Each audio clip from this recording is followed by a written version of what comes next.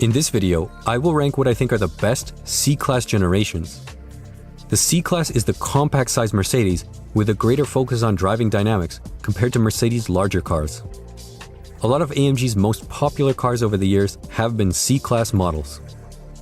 I'm looking at the design of each generation and also what performance or AMG models were offered, how they stood up in their time, and their legacy today. This is how I rank them in my opinion. Number 5. 203. There has never been a bad C-Class, but this ranking has to start somewhere. The 203 was designed in the mid-1990s, and the first high-performance offering was the C32 AMG in 2001. Under the hood was a 3.2-liter M112 V6 that put out 349 horsepower thanks to its supercharger. It was initially available as a sedan, of which 6,695 were made, and also a wagon of which 1,556 were made, and then an ultra-rare sports coupe version was available for special order in very low numbers. Following the C32 was the C30 CDI, which is the one and still only diesel-powered AMG. Its OM612 engine put out 230 horsepower, but a generous 400 pound-feet of torque. Once again, it was offered in all three body configurations. 774 sedans were made, 830 wagons were made, and 691 sport coupes were made. With the facelift of the W203, the C55 was introduced with a 362 horsepower M113 V8 packed into its longer CLK-derived front structure. 4,021 sedans were made, as well as 595 wagons. Just a handful of performance-packed cars were offered. I admire the 203, especially the later C55 model being the highlight of this generation. However, I think the interior quality was a slight downgrade from its W202 predecessor, and I think many would agree that the styling of the 203 was not quite as good as the 202, especially before the 203 facelift. Nonetheless, these are simple and reliable cars and are still relatively affordable to own today. Number 4. 202. With the 202 generation, a few different AMG models were offered. Introduced in 1994, the C36 was the first new official Mercedes-AMG product since the merger of the two brands. Under the hood was a 276 horsepower M104 inline-six engine paired with a 4-speed and later 5-speed automatic transmission.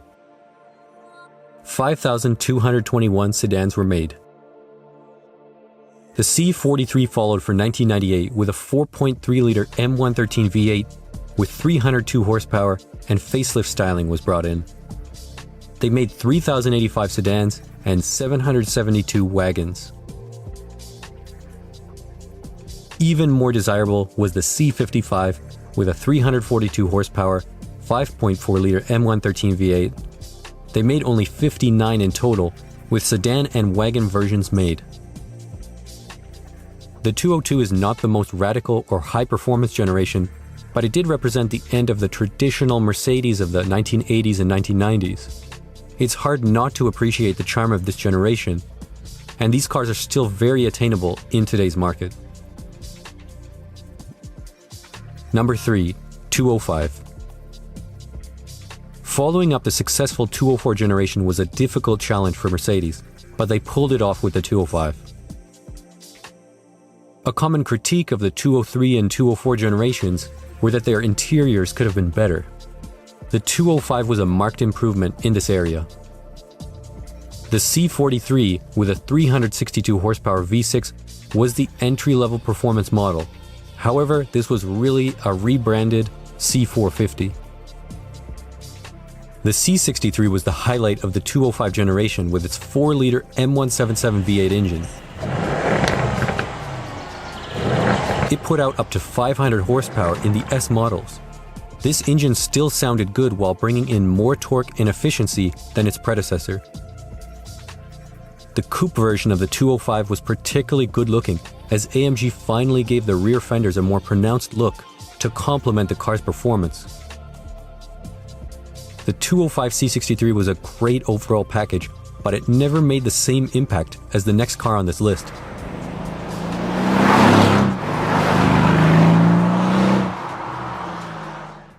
Number 2, 204. The biggest leap in desirability between all of these generations was undoubtedly with the 204. The only performance offering was the C63, which featured a 451 horsepower M156 V8 engine at launch in 2008. Everything from the transmission to the suspension to the exhaust was tuned with driving dynamics in mind. The C63 was further improved in 2010 with an optional P31 package which featured SLS engine internals and more power. A two-door coupe version came along with the 2012 facelift. Well over 40,000 C63s were made.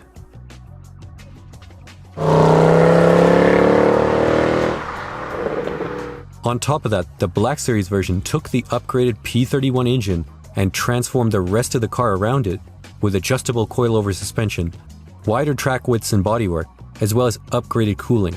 Only 800 of these were made. The Black Series was never followed up during the 205 generation, so it still stands as one of the greatest C-Class Mercedes ever. The C63 was an incredible offering when it was new nearly 15 years ago, and it's still a great car to enjoy today. It's probably not the most reliable car on this list, with issues such as camshaft adjusters going bad on its engine, for example. However, that's just a small price to pay to enjoy one of the best generations here.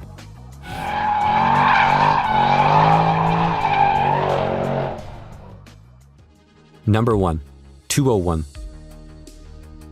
The 201 is unique in this list because its performance models were not from AMG. Instead, the engines were developed by Cosworth, as Mercedes wanted to pursue motorsport more seriously, and AMG was still very small in the early 1980s. To compete in DTM racing, Mercedes had to produce a road-going version, which culminated in the 190e 2.316. The engine produced a respectable 183 horsepower, but owners could pair that with an excellent 5-speed manual transmission, and a limited slip differential was out back. A total of 19,487 2.3s were made. The engine was upgraded with the 2.516 in 1988, and power was up to 195 horsepower. 5,743 2.5s were made in total. Following the advancements in DTM, an Evolution model was introduced in 1989. 502 of these were made.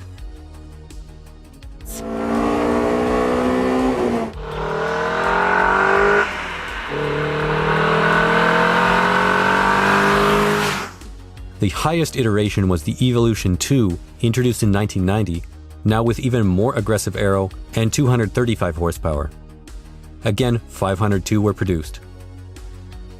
The 201 generation is the only generation on this list to have most of its performance models fitted with a manual transmission, which today gives them major appeal to enthusiasts. The reason why the Evolution 2s are extremely expensive is because they are rare, plus they are still very good to drive. AMG's role with the road cars at this time was pretty limited because the work that Cosworth and Mercedes had done was already so good. A power pack for the 2.516 engine and a 3.2-liter 6-cylinder 190 were the extent of AMG's road car offerings. Instead, AMG spent this era building their reputation on the racetrack, culminating with being DTM champions in 1992. Think of it this way. The BMW M3 is one of the most important performance cars of all time, and it came as an answer to the 190-16s. So the 201 definitely deserves the top spot on this list.